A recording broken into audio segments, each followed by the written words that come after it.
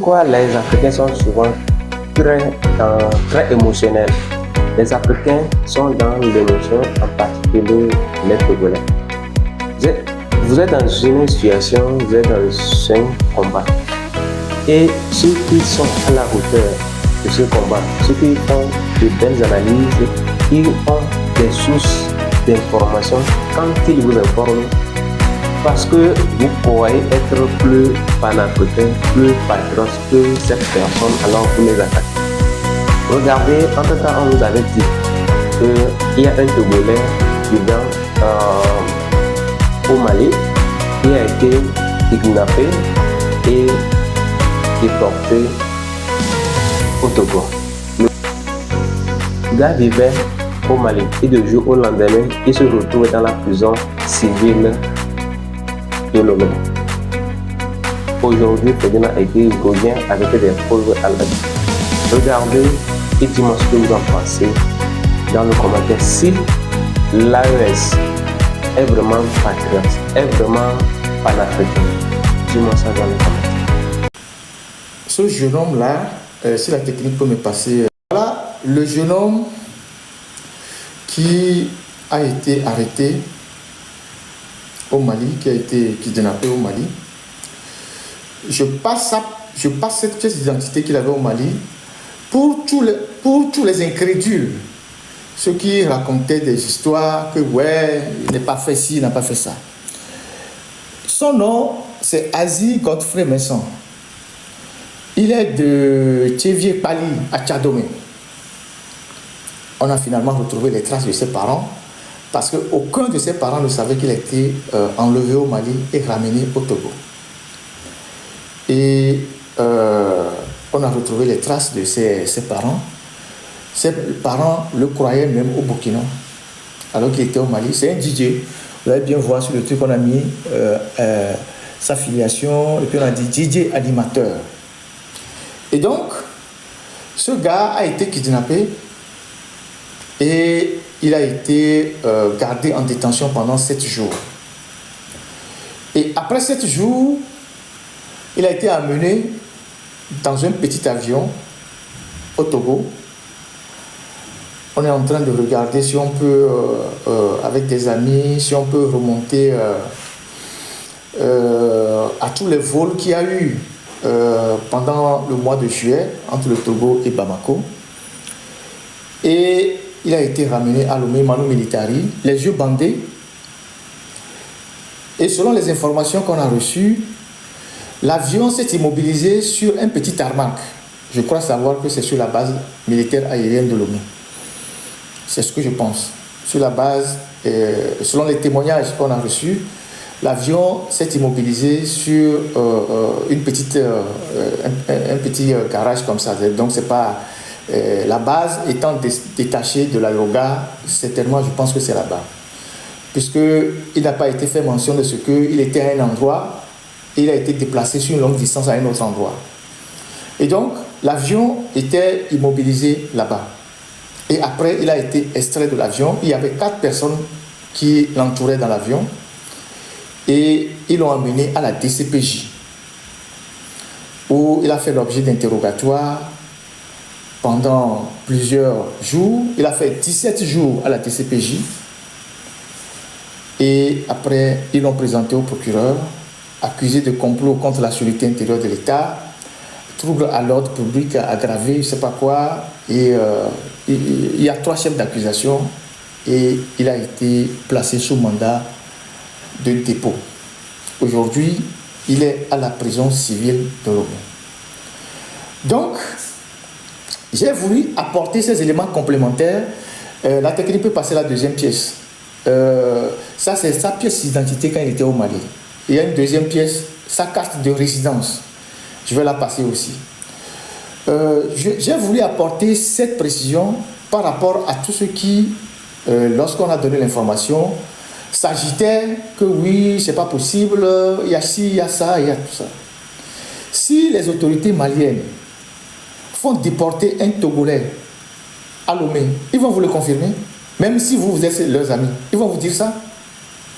Ils vont venir vous dire au téléphone que eux, oui, ils qu'ils acceptent qu'ils ont déporté quelqu'un au Togo. Et selon mes informations, il n'est pas le seul. Mais pas forcément venant du Mali. Il y a d'autres, on est en train de faire des enquêtes. Il n'est pas le seul.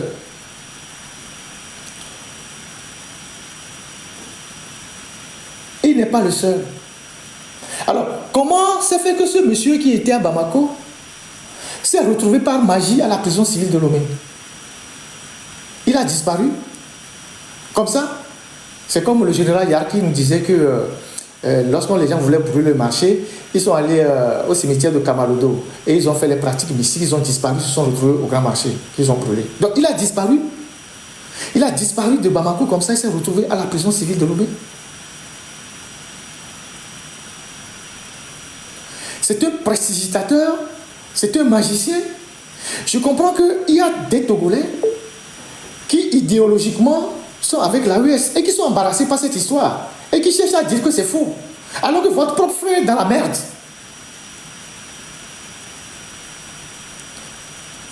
On parle des faits, c'est factuel. Vous venez dire oui, c'est pas possible, c'est machin, tout ça. Le gars est en prison.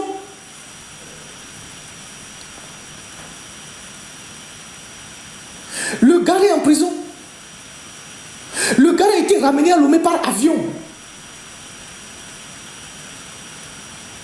Un avion peut aller au Mali, prendre quelqu'un sans que les autorités maliennes ne soient au courant, qui donne les autorisations d'atterrissage et de décollage, qui a la tour de contrôle là-bas.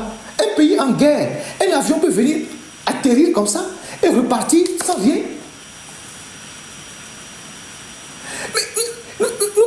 Nous, Togo Toma. Mais là, ça a même beau, là, on s'est dit, mais pas tamé. Quand on a barakoumia, on vient, on même les capables de la reconnaître. Je prie le bon Dieu que vous qui défendez cette histoire-là, qui voulez, vous qui vous acharnez à disculper les autorités maliennes là, qu'un d'entre vous, par hasard, même s'il est en correspondance, passe au Mali et qu'on l'arrête, et il a comme qu'il a dit. Je parle des activistes. Madou Birabe, mi a dometo de carré, que mi est préféré à mes bourses, mi a ton avion, mi a boumon, ne jour mi a son avion, comme il y avait tout, et du monde de ne wa signadi. Ne wa signadi va parler, mi n'a pas mis qu'elle a défendu mia. Et nous gagnons nous barakobini. Ce qui est mauvais là, c'est mauvais. Ce garçon-là, il peut être la famille de quelqu'un, il peut être le petit frère de quelqu'un, on peut même arrêter quelqu'un de ta famille demain, là-bas, et l'envoyer au Togo. Voilà sa carte de résidence, Signé par à Bamako le 13 05 là, c'est quoi, mai 2025, par le commissaire de police, le commissaire principal Adama Nsamake, chargé du commissariat de police de la Fambougou, officier de police judiciaire. Voilà sa carte de résidence au Mali. Voilà sa carte de résidence au Mali. Donc, Egbea, aujourd'hui, il est en prison, ramené du Mali, Manu Militari. Ce n'était pas quelqu'un d'influent. On ne le connaissait pas sur les réseaux sociaux. Peut-être qu'il était dans un groupe. Peut-être qu'il était dans un truc. Eux, ils ont compris que c'est quelqu'un de dangereux. Ils sont allés le chercher avec l'autorisation des autres. Ça veut dire qu'on peut enlever n'importe qui. On peut enlever n'importe qui dans l'anonymat. Aujourd'hui, grâce à nos efforts, les parents, sa mère qui est totalement aveugle au village, les gens sont allés l'informer. Et ses frères sont allés en prison pour lui apporter de quoi manger parce qu'il est malade en prison. Il a les pieds enflés.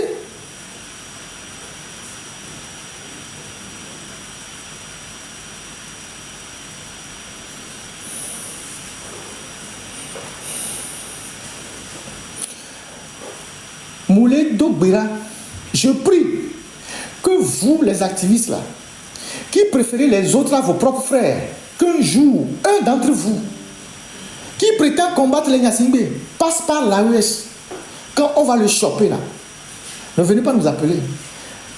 Il y a un compatriote qui est parti il n'y a pas longtemps. Il était menacé quelque part, Il fallait qu'il quitte là-bas pour aller à un autre lieu. Il a préféré, il a dit il va aller à l'AES. Il allait là-bas. Quand il a voulu s'installer, on lui a dit, si tu t'installes ici, bouche cousue.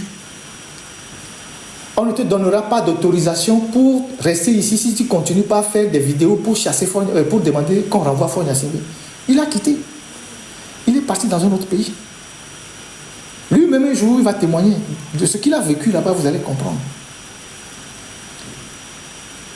Il va vous dire ce qu'il a vécu là-bas, et vous allez comprendre. Dès qu'il est arrivé, il a voulu s'installer, on lui a dit, la condition pour être ici, c'est que tu arrêtes ce que tu fais contre Faure Gnassingbé. Et comme lui, il ne peut pas accepter cette condition-là, il a continué sa route. Il est aujourd'hui dans un autre pays, pas trop loin.